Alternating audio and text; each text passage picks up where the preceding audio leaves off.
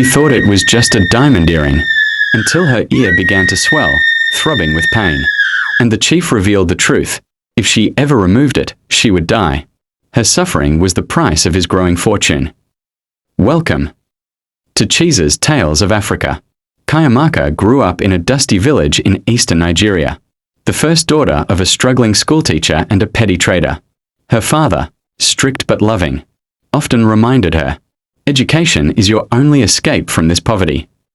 Her mother sold vegetables in the local market, her back bent from years of carrying baskets, but her laughter still filled their small compound. Every evening, Chiamaka would watch other girls her age marry early and settle into village life. But she longed for more. In secret, she read glossy magazines passed down from cousins in the city, staring at pictures of women in flowing gowns, expensive cars, and high-rise apartments. She promised herself, "One day, I will live like this." Despite their poverty, her parents poured everything into her education. When her NYSC posting letter finally arrived with Lagos stamped across the page, her father wiped a tear and her mother danced. They sold a goat to buy her new shoes and a small suitcase. On the day she left, her mother pressed roasted groundnuts into her hand and whispered, "Remember who you are. Lagos can change people." Chiamaka hugged them tightly, her heart torn between love for her family and hunger for a better life.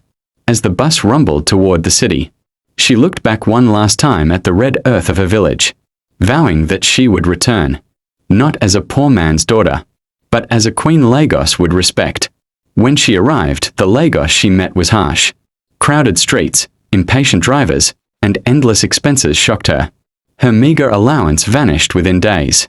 Alone in her tiny hostel, she scrolled Instagram, staring at women her age living soft lives with luxury cars and high-rise apartments.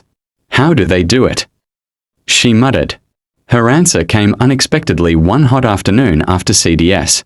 Chiamaka was dragging her tired feet toward the hostel when a sleek, black SUV slowed to a stop beside her.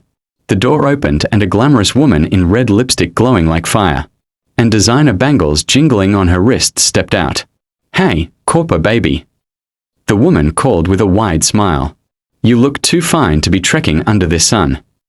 Chiamaka hesitated at first. "Good afternoon, Ma," she replied politely, unsure. The woman came close to her, perfume filling the air. "I'm Madame Gloria," she said, adjusting her designer bag. "Lagos is not for the weak, my dear. And you," she looked Chiamaka up and down, "you're too beautiful to suffer." Chiamaka shifted uncomfortably. "I came here for service, not shortcuts," she said softly.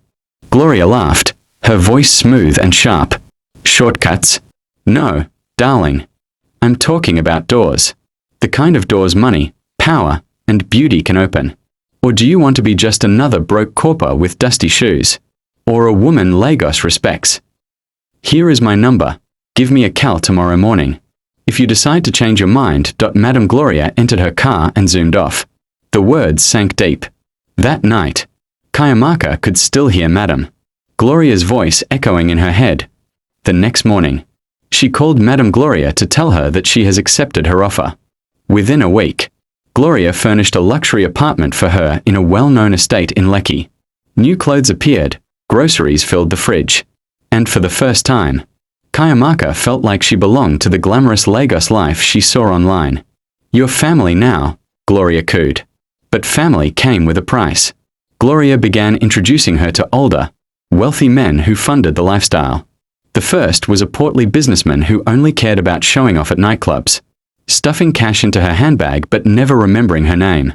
The second was a politician who liked to parade her at events, calling her his little queen, but treated her like a disposable toy once the cameras were gone.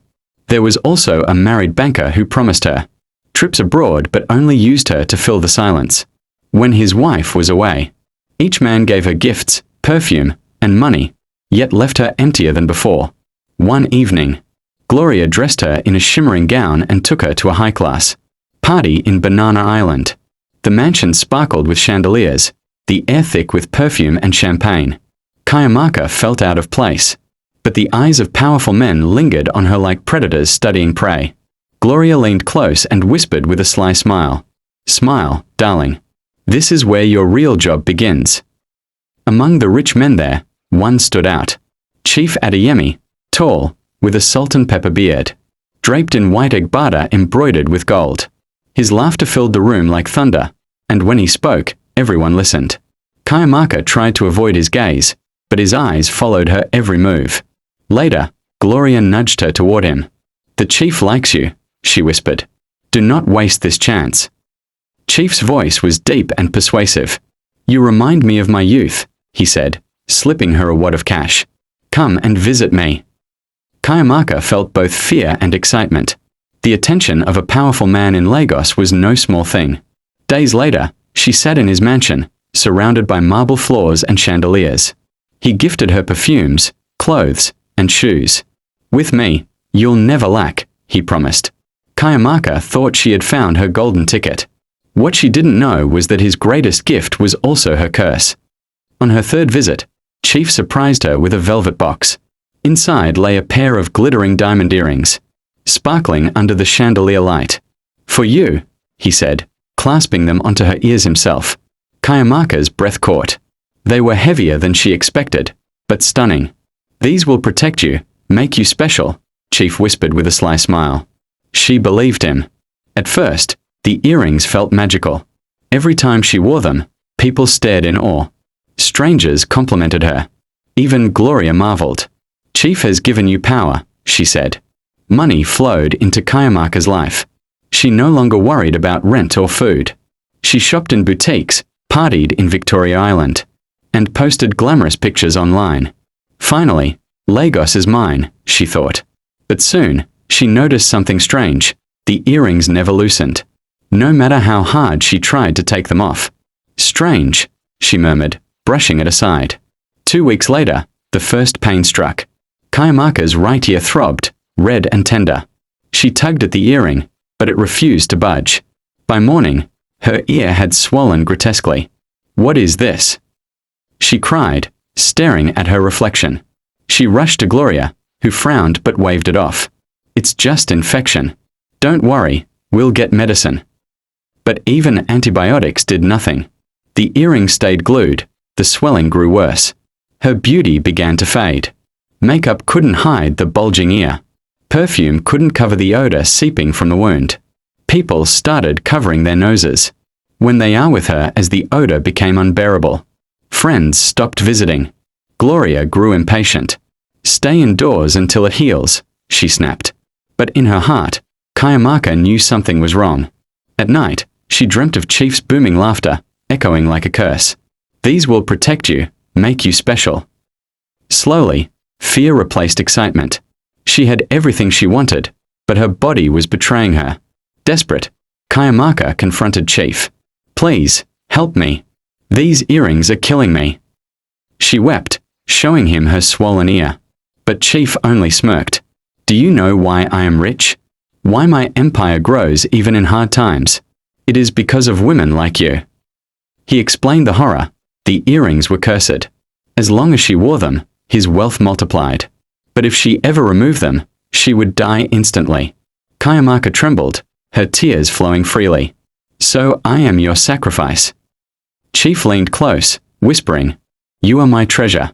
Your pain is my gain." He left her sobbing, powerless. That night, she sat in her apartment, staring at her reflection. "I wanted Lagos life, and now Lagos has swallowed me." She tried to pry the earrings with pliers, even scissors, but the moment she touched them, fire burned through her veins. She screamed. Escape seemed impossible. Word spread quickly. Neighbors whispered, "That girl's ears are cursed." Former friends avoided her. Gloria grew cold. "You're scaring my clients. Leave my house," she ordered. Chiamaka found herself homeless, wandering the streets of Lagos with swollen ears hidden under scarves. Her once envied Instagram account became a ghost. No one cared about her luxury posts anymore. She tried returning to her NYSC camp, but the other corps members recoiled. What's wrong with her ear? They whispered. Shame consumed her. Nights were the hardest. She slept on benches, clutching her swollen ear, praying for relief. Her once bright dream of Lagos had become a nightmare. And Chief? He prospered. New hotels, new cars, new contracts. Every time her ear throbbed, his bank account grew. Chiamaka realized the truth. Her suffering was the root of his wealth. One rainy night, soaked and trembling, Chiamaka stumbled near a church where a preacher was holding an outdoor crusade. Jesus can break every chain, the preacher shouted. Something inside her stirred. She collapsed before the altar, weeping uncontrollably. Curious onlookers gasped at her grotesque swollen ear. The preacher laid hands on her. "Child, what burden are you carrying?" Through tears, she explained everything: the chief, the earrings, the curse. The preacher's face grew grave. The devil uses gifts to enslave, but God's mercy is greater. He prayed fervently, rebuking the curse. For the first time, Chiamaka felt a flicker of hope. After the service, the preacher offered her shelter. "Your life is not over," he said gently. For weeks, she stayed with the church, hiding, healing slowly. Her ears still throbbed, but the chains on her spirit began to loosen. She began to believe freedom was possible. Meanwhile, Chief's greed grew reckless. He flaunted new wealth, unaware that whispers about his secret deals and strange powers had reached his wives. One of them, tired of his arrogance, began investigating. Soon, she learned the truth.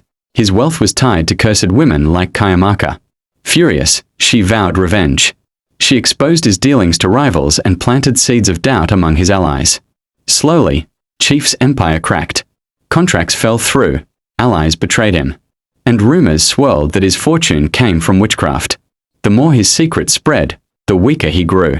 One morning, as he boasted at a party, his chest seized.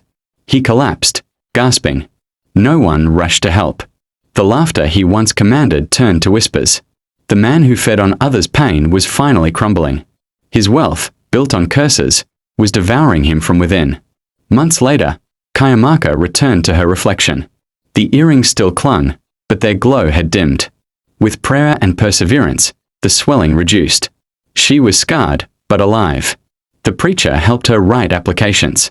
One morning, she held an offer letter, her first honest job.